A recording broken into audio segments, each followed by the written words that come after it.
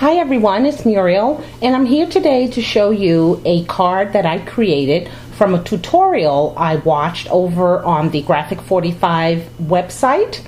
This card was created by one of the design team members named Annette. And Annette originally created a sympathy card. However, she did express that you could change it to a Mother's Day card. And what I did was change it to a wedding card. So I'll show that to you. I used my last few pieces of Romantique graphic 45 paper. I have very few sheets left of this beautiful collection, and anytime I think of wedding or congratulations type cards, I go straight to that collection.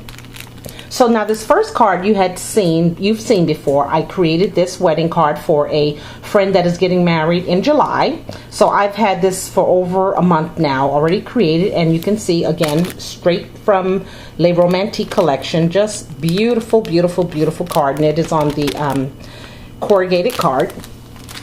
But I did want to create another one, and again I love using this paper. So I created this card here based on the tutorial that Annette has over on her site. It's a 6 3/4 by 4 3/4 inch card, and I used just some regular cream color card stock from Michaels. And you can see I did some layering. There's 2 layers of the designer paper that are distressed with walnut stain ink, and the bottom I used a punch that really looks pretty with the brown on that light background. My trims here, after searching my trim stash, I ended up using this from Michaels. This is just a perfect pack of trim, and I'm so glad that I have every color, because this is a nice grosgrain, and then that's a nice crocheted trim. Okay.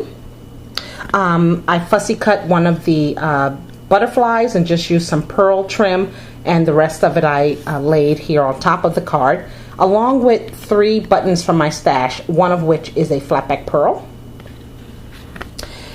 Here is a stamp that I cut out from the collection, distressed it as well, and then this was a cutout from the one of the sheets of paper. I put 2 of these cute bronze corners from Momenta on each corner, and then where you see the always and forever, that was not originally on this card. What I did was pulled out, which I have not done in a while, some rub-ons. How many of us have rub-ons? I have a drawer dedicated to rub-ons. So I bought these rub-ons many years ago, I believe, from QVC. They were offering a special when they did a lot of scrapbook sales. And this was a pack of rub-ons that had sentiments of friendships, love sentiments, wedding sentiments, and birthday sentiments. And you can see I've used some, and I've kind of stapled them together to keep the backing on the rub-on so that it doesn't mess it up. So I found one in my stash in this pile here that said always and forever, and you can see where I rubbed it on, and if I didn't tell you, you probably wouldn't know. So that's another idea for you when you have cutouts from collections. Now you can see this has a script writing faint on it, but you can always pull out your rub-ons and write something over it, the sentiment that you want to attach to your card. It doesn't have to be on a separate tag. Now on the inside, I did a little stamping here of this beautiful stamp. It's a Prima stamp that was given to me by Nurse Tara 04. It's right here. It's one of their clear stamps. So cute. Thank you, Tara. And then I used a butterfly, not a butterfly, excuse me, a bumblebee, and just did 2 trims of the paper. And the bumblebee, many years ago, again, Costco sold packs of stamps, and this is one of them. It was a pack of 4. So it had bumblebees, and it has birds flying, and flowers, and cupcakes, and birthdays, and just a hodgepodge of stamps. So I pulled out one of those. And I used this color ink, Desert Sand, to stamp the flower of the Prima flower with. So that is my Always and Forever card using the G45 Les Romantique paper collection. Now I want to show you a project that I've been also working on for the last couple of days. I was watching a video from Louisa over at Louisa Diaz on YouTube, and she created a vintage box. Literally, it was a box that she had purchased something in, and she had this beautiful 3-layered lace that she used around the box, and I just thought it was so beautiful. She had been gifted it for someone, and she used it, and she had not that much left. And it just sparked in my head that, you know, I did a de-stash from Creative Young Mama some time ago, last year.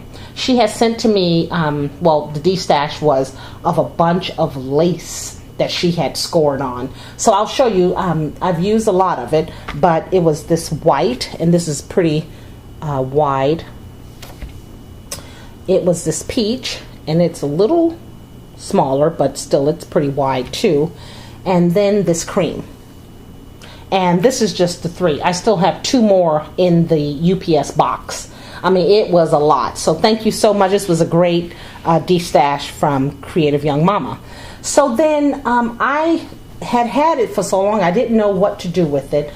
But over the weekend, I thought I would create for me and to share with some subbies some 3 trim lace. So that's what I did. I pulled out the sewing machine from up in the rafters. Literally, I had to get my girlfriend some ladder and bring it down. And I guess I hadn't been using my sewing machine lately because I just didn't know how to thread it. So thank goodness for YouTube, because I just popped in how to thread a Shark Euro Pro sewing machine, and then it showed a person that was demonstrating. So I made so much. Just bring it all over here, as you can see. And I do plan on sharing some with Louisa because she had ran out of hers, and to also hopefully inspire many of you ladies and guys who often buy a lot of lace. And this is like a perfect way to recreate it into something different. So this is very vintage looking to me, and I'm going to do the same project that Louisa did, use it on a box and just keep vintage goodies inside of it. So that was my project. So thank you for watching, everyone, and do have a great day. Bye now.